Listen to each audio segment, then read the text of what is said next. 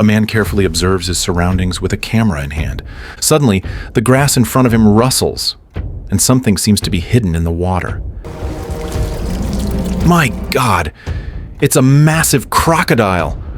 The man is so startled that he drops the camera to the ground.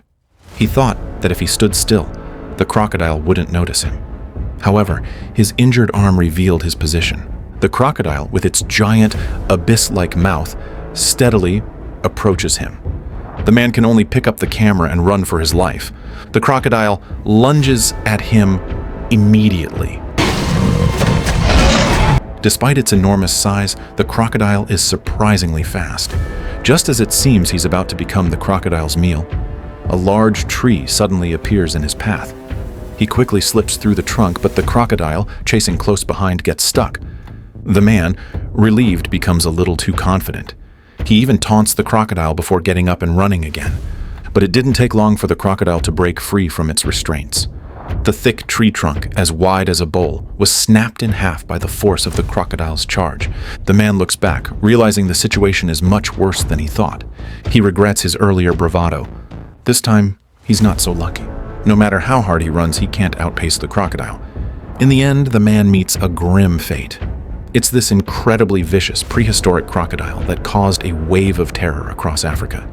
In just a few short years, it had claimed over 100 lives. Local villagers are terrified at the mere mention of it. Crocodile attacks on humans are rare, but one killing so many people is unheard of. Naturally, this event drew massive attention.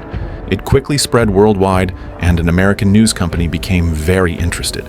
Eager to capitalize on the story and get the scoop, the company's boss, Roger, decides to send animal reporter Aviva and producer Tim to Africa to cover the ongoing situation. Additionally, they're expected to work with crocodile expert Matt, who is already on site, to help the locals capture the brutal predator. Tim, however, expresses concerns, as the country they're heading to is in the midst of a civil war.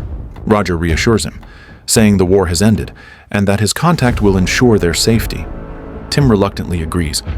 With time running out, the company arranges for a private plane to fly them directly to their destination. Also accompanying them is photographer Steven.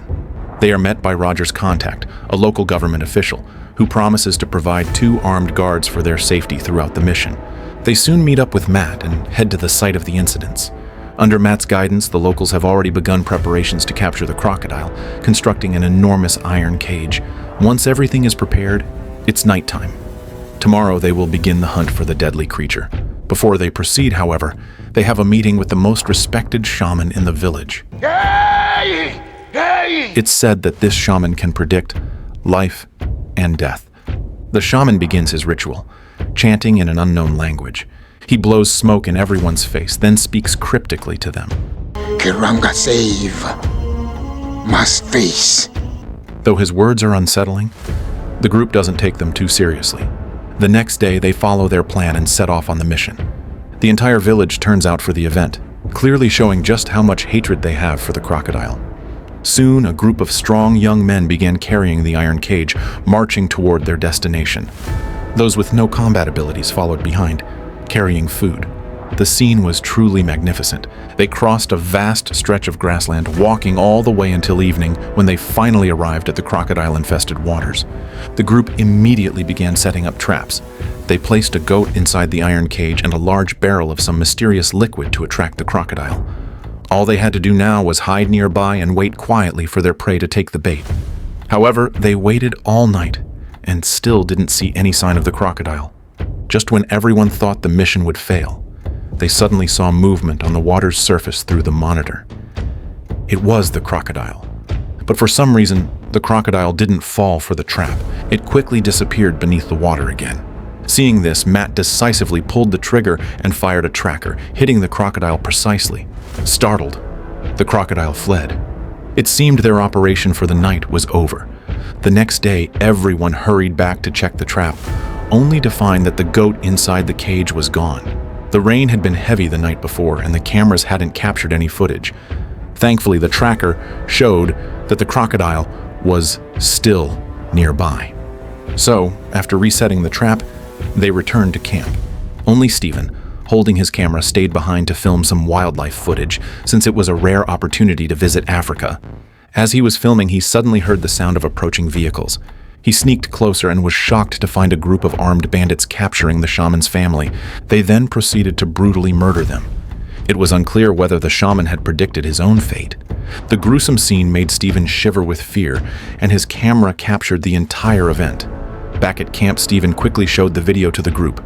In the name of humanitarianism, they decided to expose the video when they returned to reveal the brutality of the bandits. Little did they know, the soldiers outside had overheard everything and communicated the information to the bandits via their walkie-talkies. It turned out the soldiers assigned to protect them were also part of the criminal group. Meanwhile, under the cover of night, the villager Jojo quietly approached the riverbank. He climbed into the iron cage and shouted loudly toward the water's surface. He attempted to use himself as bait to lure the crocodile, but in his panic, he accidentally triggered the trap inside the cage and got locked inside. At that moment, the crocodile suddenly appeared on the shore and began attacking the cage. Its massive body slammed the cage into the river.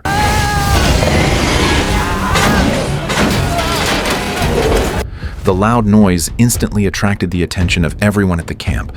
When they arrived, half of Jojo's body was already submerged in the water. Without hesitation, Jacob pulled out a grenade and tossed it into the water, disregarding Jojo's safety. The explosion knocked Jojo unconscious. Seeing this, Tim quickly jumped into the water to save him. But Jacob, still determined to kill the crocodile, was about to try the same tactic again. Thankfully, Matt stopped him just in time. And just like that, the crocodile had disappeared. Tim successfully rescued Jojo. It turned out that Jojo had taken the dangerous risk of capturing the crocodile not just for survival, but to prove himself, hoping Stephen would take him to America and help him escape this war-torn country. Meanwhile, the soldiers at the camp dropped all pretense. They saw Aviva's graceful figure and had inappropriate thoughts about her. Unexpectedly, it's the crocodile that saves her at the critical moment.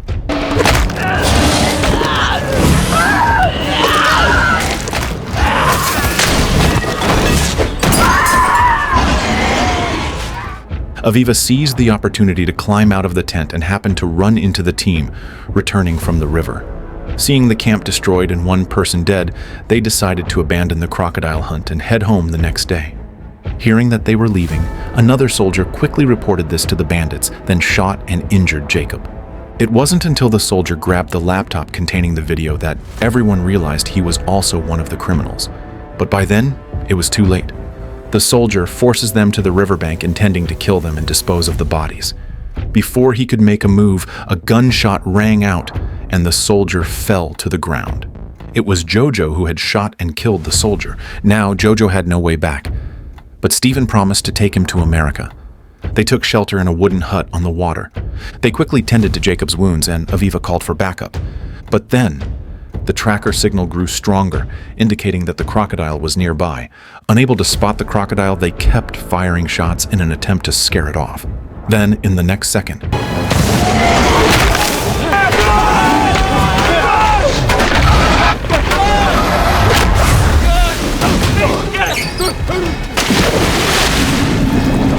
just as things seemed dire, the crocodile attacked the hut. With one powerful bite, it severed the supporting beam beneath, causing the hut to tilt and everyone to fall into the water.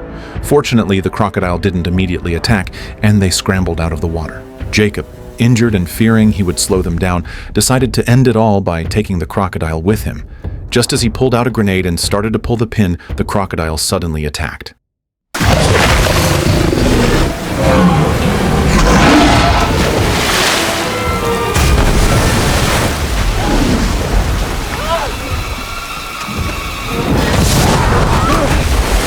After waiting for a while with no movement in the water, they thought Jacob had taken care of the crocodile.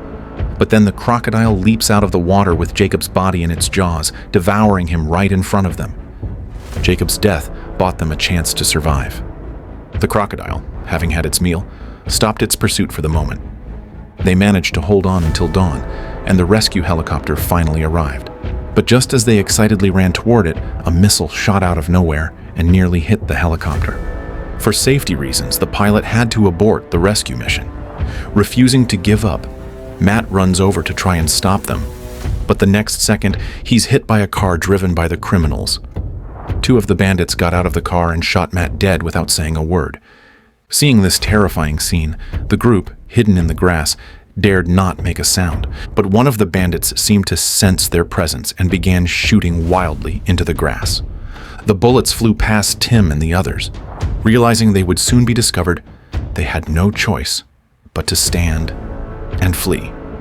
The bandit immediately fired a rocket-propelled grenade. Fortunately, no one was injured, and they quickly scrambled to run again, while the bandits pursued them in their car. To divert the bandits' attention, Tim suggested splitting up and running in different directions. The four of them immediately ran in different ways. Unlucky Jojo became the target of all the fire. A bullet hit his shoulder, and he fell into a nearby pond. The criminal panics and slams on the brakes, causing the car to plow into the dirt. The force sends the other criminal flying out of the car, crashing into a tree and dying instantly. The bandit who had been driving was furious, and he grabbed a machete and jumped into the water, ready to finish off Jojo. In this critical moment, Tim arrives with a sniper rifle. Seeing this, the bandit hesitated, and Jojo seized the opportunity to escape. But when Tim pulled the trigger, he realized the gun was empty. Seeing this, the bandit rushed forward and swung his knife, but Tim blocked the blow with the rifle. They engaged in a brutal struggle in the water, but the bandit had the upper hand. Soon, Tim was firmly captured. Just as Tim was about to be executed, Aviva arrived on the scene. She quickly grabbed the dropped rifle, loaded a bullet, and shot the bandit in the head. The crisis was finally averted. But on the other side, Stephen wasn't as lucky. Although he managed to avoid the bandit's attack, he encountered an even more deadly predator, the crocodile. Despite Stephen's desperate attempt to escape, he couldn't avoid being eaten. By the time Tim arrived, all he found was Stephen's camera lying on the ground. Jojo, too, was badly injured and barely clinging to life. Just when they didn't know what to do, a Land Rover slowly approached. The person stepping out of the car was none other than the government official, Harry. They naively thought they had finally been saved and quickly helped Jojo into the car. It wasn't until Tim accidentally spotted a necklace inside the car that he realized something was off. The necklace belonged to the shaman, who had been killed by the bandits. Harry had no intention of pretending anymore. His men immediately aimed their guns at Tim, threatening him to hand over the computer that contained the murder video. He wasn't just a government official, he was also the leader of the criminal gang. At first, Tim tried to resist, but Harry threatened to kill Aviva. Reluctantly, Tim lied, claiming that the tracker in his possession could locate the computer. Tim led them towards the crocodile's location. As they got closer to their target, Harry, to prevent any tricks, sent one of his men to follow Tim, while he stayed behind to watch Aviva. But after walking only a short distance, they found Stephen's body in the grass. Tim, seizing the opportunity when the soldier wasn't paying attention, quietly grabbed a knife from the body and swiftly killed the soldier. At the same time, Aviva fought back. She threw a can of the crocodile-attracting liquid in Harry's face, then ran toward Tim. Harry fired several shots at her but missed. Aviva and Tim successfully met up in a swamp. But just as they were about to leave, Harry caught up with them and shot Tim in the shoulder, then shot him again in the leg. Harry pulls the trigger again, but the gun is out of bullets. The gunshots, however, attract the crocodile. They stood still, too afraid to move. Tim and Aviva were now even closer to the crocodile, but it seemed more interested in Harry. This is because the liquid Aviva splashed on Harry earlier has attracted the crocodile. Seeing the danger, Harry tried to run, but the crocodile caught him and devoured him whole. Aviva and Tim took the opportunity to escape the swamp, hoping to drive away in Harry's Land Rover. But in the next moment, disaster struck. The car slid and got stuck in the mud. As Tim pressed the accelerator trying to escape, the crocodile chased them, smashing through the rear windshield, with its massive head coming inside the car. In that moment of crisis, Tim grabbed a machete and began swinging wildly at the crocodile. The crocodile, in pain, pulled back, and Tim floored the gas pedal, getting the car out of the mud.